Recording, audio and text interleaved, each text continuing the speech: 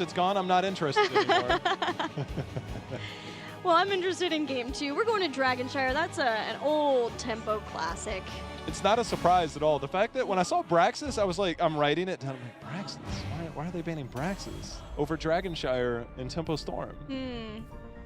But that's true. Here we go. That's true. Tempo picked Braxis once versus Ballistics. Tempo, man, I am still so impressed with their mid-season brawl performance. Me too. It's so good, so good. They represented North America extremely well, as did Heroes Hard. Jinx! Double Jinx! Wait, hold on. Oh, I think I lost. I'm sorry. All right, last game we had Hanzo bans, Nabither ban. This time we're going to see a Genji ban. Well, then, what you got? So the one thing for me here for No Tomorrow is that something Tempo Storm loves to run in the early rotations is that Jaina on this battleground. It gives you the kill potential. They love to run Jaina, and it works very well on Dragonshire to rotate between that mid bot. Now, also something that we see Tempo Storm do that was picked up at Mid-Season Brawl by some other teams is the Thrall pick, because Tempo Storm busted that out really early during the opening stages, and then we all of a sudden started seeing an influx of Thrall in certain situations, including Dragonshire, because he fits a similar role, because he can solo the mid lane without having to prioritize the top lane, but also flex and rotate and bring a lot to the team fight. So I really like what Tempo Storm does, whether it's the Jaina or whether it's the Thrall. I think both of those are in consideration here. Thrall more towards the later part, Jaina maybe here in the first two. They also like Hanzo on this battleground because they like being able to control the camps. We've talked a lot about the double camp bottom in the mid game for Tempo Storm. And Hanzo can help pick those up quickly, but there are a few heroes that can do that. So it's maybe not something that they feel the need to lock in right now. With Malfurion ban, it wouldn't be a Jaina Malfurion, but we may see that Deckard Cain again, though Tempo Storm sort of started the Malfurion in the second ban position at Mid-Season Brawl, but not necessarily feeling like they need to pick a support in this couple two picks. Blaze is still up if they want to make sure they can get Blaze now that Dahaka has been picked. I think that would be pretty heads up for them. It's just Tempo Storm, wherever their priority lies at different time, even Johanna is one of those things. We started to see Johanna Blaze rotations toward the end of mid-season. Obviously, we're back to more regional play. Ooh. One hero that's still around Maev, and for a very long time since this hero came out, Psalm played that hero. So now we have to find out, is Fan that one of the most mechanically gifted players that we have? Wouldn't be surprised if he goes over to that to play that, but this is something Tempo Storm loves to run. That would be pretty interesting if they put that in the hands of a sub for this weekend and Ben. If that happens, I'm like, oh boy, this is statement city. Trial by fire. Yeah. For sure. Thrown in the deep end. You got to play all of those squishy-esque hyper carry. She's got Vault of the Wardens, but she's still the engaged starter, the one that's always towing the line between right in the right place and overextended. I think it'd be exciting though. He played a great Genji last game. Well, for No Tomorrow, we know, again, they haven't really played Phoenix up to this point, but Johanna and Jaina, things of that nature, taken away those potentially from Tempo Storm. We also have to consider, with Maev on the other side, we don't have to worry about it too much, but Task Tracer, we've seen a little bit of it over the first few days. Falstad Double Global, again, is something that we've seen teams start to prioritize on this. Falstad fits a similar role that I was mentioning with Thrall, is that he can sit mid lane, fly up for the gank, or rotate between those lanes to play a little bit more flexible role. So it's something that we will potentially see from that Falstad. And to stack up your level 1, whatever it is. No Tomorrow to Casanova. I don't know what era of No Tomorrow this was, but liked to play Falstad on Dragonshire for that reason. And later on, once your opponent takes down your bottom fort and is starting to look at trying to take your keep structures, you fly behind and you gust them in. But in this case, also being able to have Gust versus that Maev is going to be nice. Especially Hennerland's Blast. So good. You know you can't take that at the same time as Gust, right? Yeah, that's why you don't take Gust. Okay. It's pretty good. It's ready. Well, I guess if we see Deckard Cain, maybe. It is a thing, but Gust obviously is still very good. Hanzo being banned out does lead more towards the Phoenix or Jaina potentially coming in here. And No Tomorrow, I think if they ban one, they're likely going to get the other. The Jaina's ban, Phoenix, high priority or high possibility. Maybe not a high priority, but we'll find out. Bit of a frustration not to have Jaina, because Tempo Storm really likes that pairing with Maev. It's that guaranteed lots of burst damage when you've locked people inside of the cage. Sometimes Tempo, in filling that role, would pick Hanzo at the MSB. Also not available. So yeah, I do feel like that's going to be the Phoenix. Any other thoughts of who that might be to try to give that guaranteed damage? I mean, with no Malfurion available, again, Tracer kind of falls off. Tracer doesn't necessarily need the Tassadar when you have the Malf, but it definitely helps. But with Maev already picked up and you already have Blaze locked in, you know you're getting the tank, so... There is blinds from Johanna. Maybe that'll be enough to deter him to something else. Oh, you think? Oh, on the other side, tomorrow. Yeah. Sure to plays that. Leave me. I wondered, because of the Johanna, the blinds too. Granted, Phoenix does good ability damage too. He's got the Cutter, he's got the Purification Salvo, or the Planet Cracker. But here, we're seeing more and more Li Ming. Li Ming, very low sample size, so take this with a grain of salt. But starting out not with the greatest of results in North America, but we've seen her have a lot of focus across multiple regions now. And I'm excited to see what Tempo Storm can do with her. It falls into the Dragonshire lack of wave clear, but a lot of kill potential with this. You get the tethers in, you get the scroll down. It makes easy targets for Li Ming.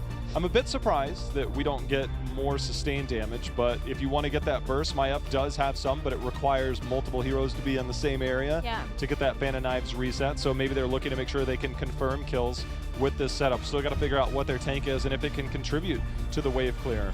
So we'll find out that. But with no tomorrow, again, I mentioned the Cassia. We haven't seen it yet in this phase, but they're actually going to go the Phoenix. No Vala this time. I'm cool with that, Gilly. I'm cool with that. I am too. We do still get Akka faces Lucio, so I'm sure we'll be talking more about that within the game. Tempo Storm ran a very similar kind of draft, I'm pretty sure versus Gen G at the midseason brawl on the group stage. More of the team fighting style of Dragonshire instead of having more of the wave clear focus. And I think it was part of that was having Johanna denied in the same way. But any thoughts on who this pick might be to help supplement that? I feel like it's going to be a Murd, and it seems to be that backup option that we see Cattle go with at this point. I mean, you look at some of your other options, it would be Stitches, doesn't necessarily fit into their composition as well. Arthas, we have not seen him in forever.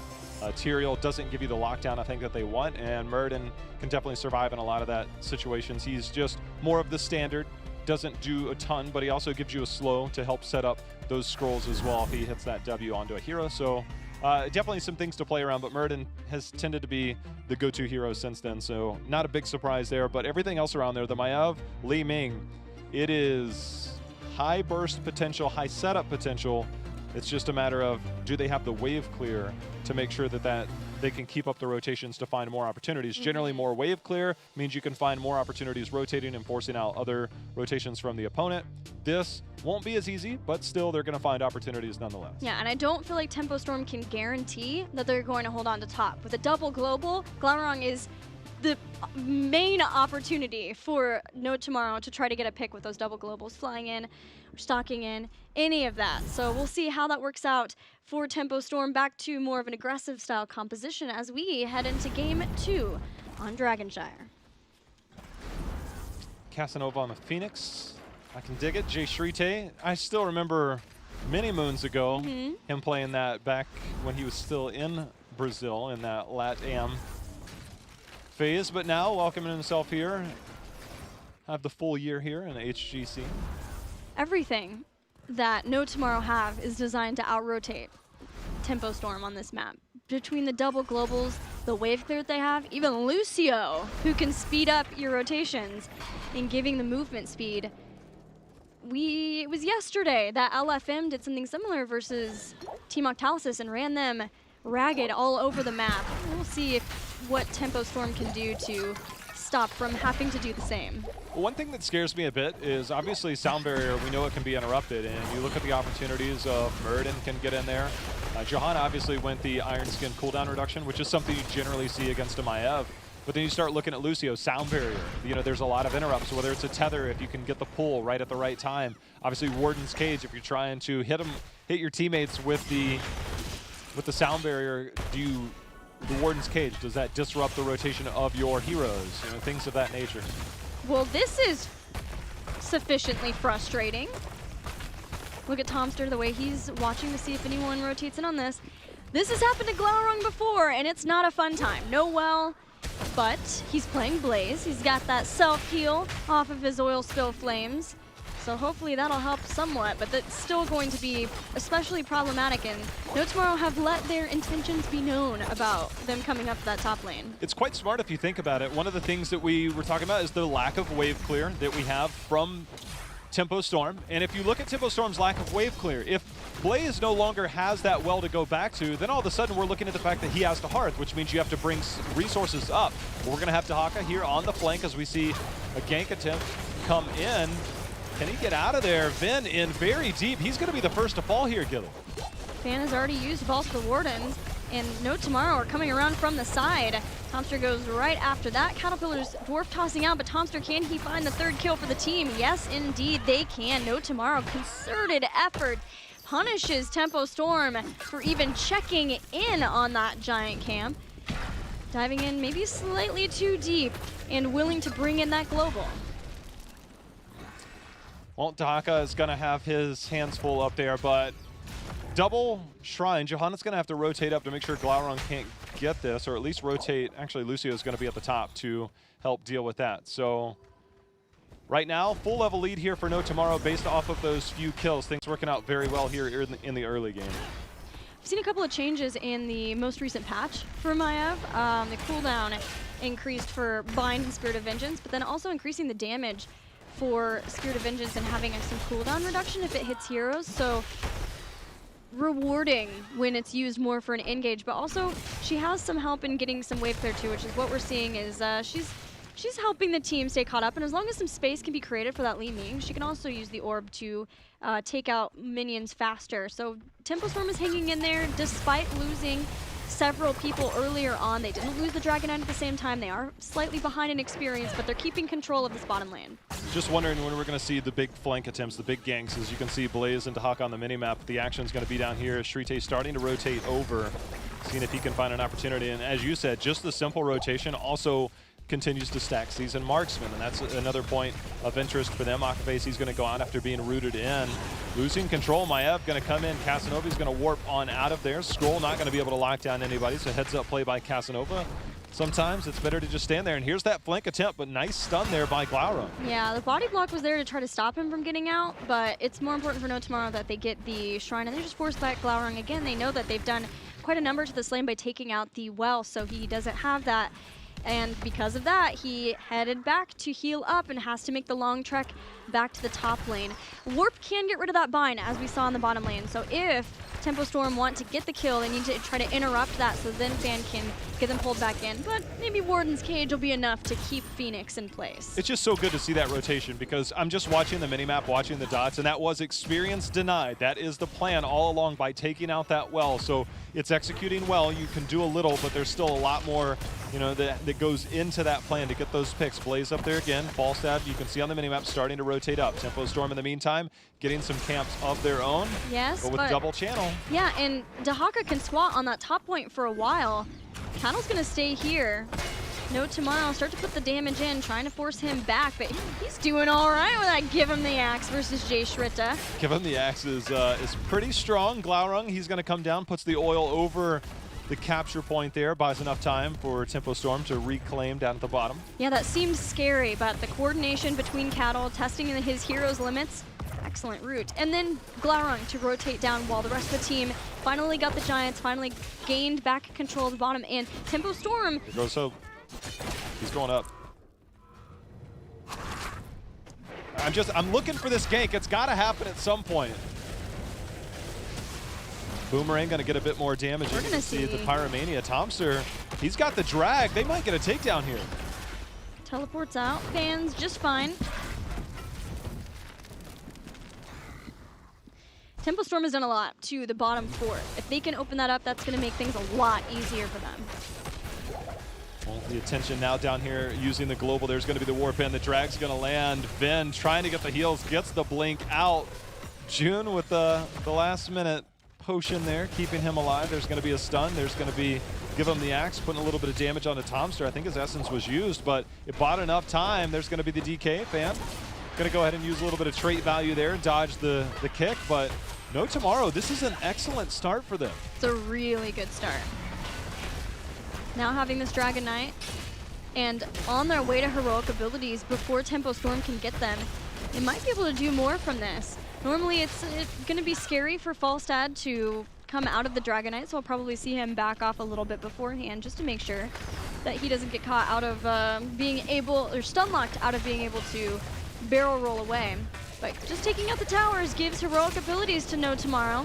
And we're seeing everything as you would expect, except you know, he's in the Dragon Knight. He's busy. He's busy.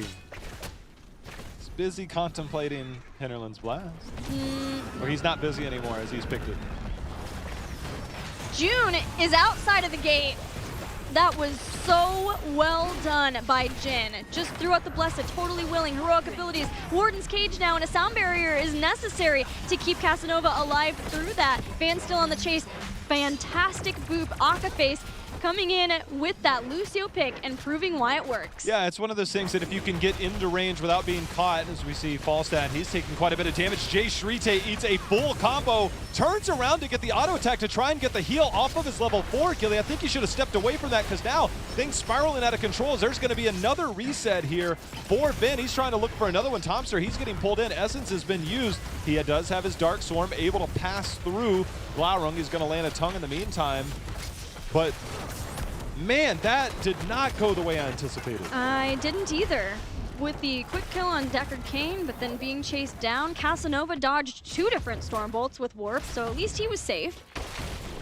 They were loath to give that fight up despite losing the 2-for-1.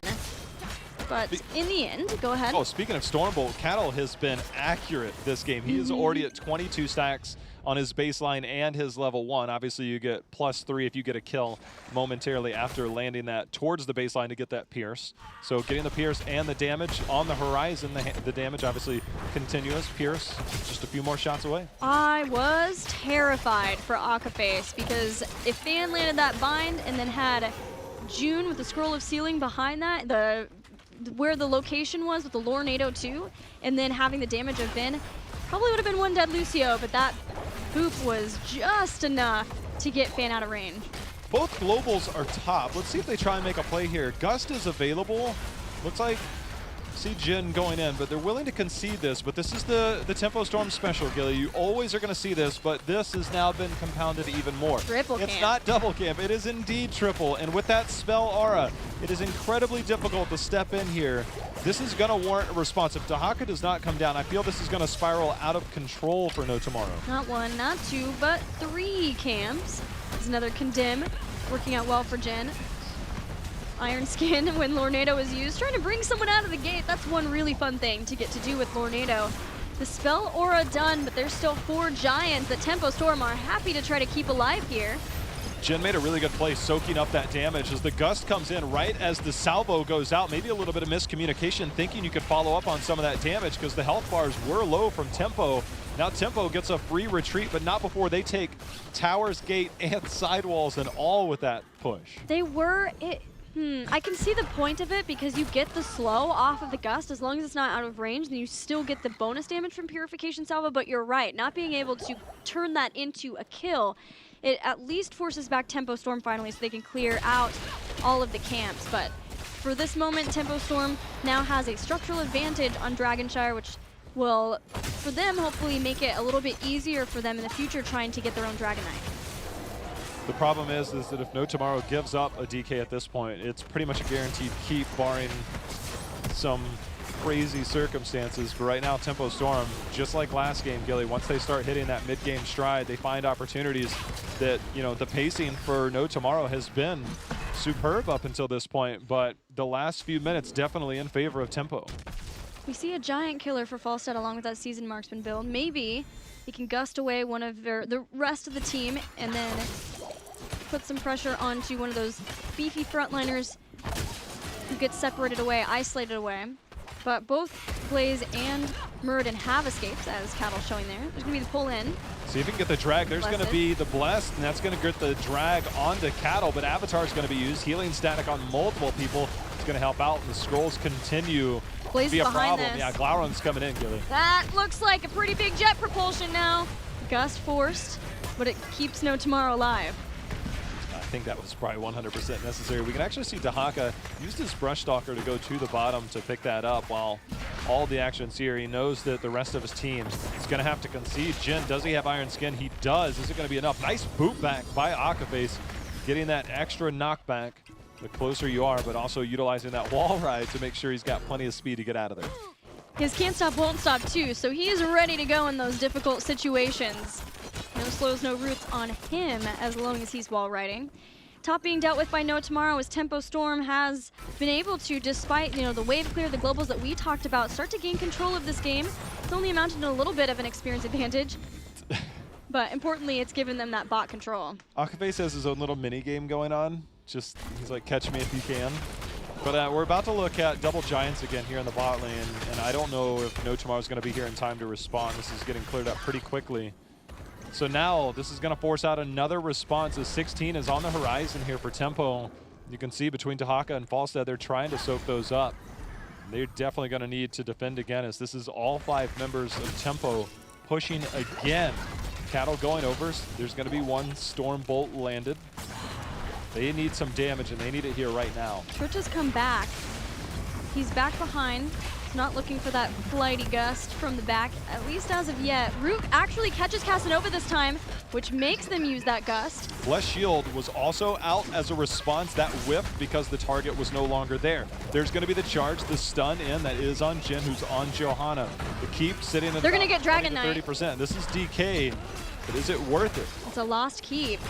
It's a lost keep, and there are forts standing in the way and so much firepower. They are going to ignore that. That DK is now going to have to come back to defend core. Tempo Storm improvising on the fly, understanding what they can accomplish. Warden's Cage has zoned out people. There are still 4 Siege Giants here. Drag's going to land on a Fan. It's going to vault on out. See if they can make it the rest of the way. Salvo in response. Fan used Vault. Load is a relatively low cooldown. He blinks out. There's still a sound barrier, still a gust, but it's Falstad who's once again inside of this Dragon Knight, so no way to try to force this fight more with the Falstad. It's on Johanna, who uses the Iron Skin to get into position, separating Cattle from the pack. Yeah, one of the things that we see is small plays trying to be made there by the DK. You charge one of the later ones to try and get in position to find that primary target. We saw the dismount onto June. He's just not able to get all the way into position, but see if they can get it there. Glaurung, Blunker just in time. Lucio going to be the first to fall in this fight. See if they can get them out of there as the DK continuing to bring the fire, but it's not enough as Johanna down as well. Casanova going to be the third, and Tempo Storm starting to destroy No Tomorrow. Vin got kicked right on top of the Phoenix. And that is exactly where that Li Ming was looking to get the more resets going. Only Falstad remains inside of that Dragon Knight, which is now gone. And with that, with the keep already down, Tempo Storm goes forward to end another game and go up 2-0. Just the big fights at the end of the game. Somehow, Tempo Storm just finds an opportunity, takes a major team fight, gets 4 kills, and then walks to court. This is 2 games in a row now, and Tempo Storm finding every opportunity, and they're making plays that other teams are not used to dealing with.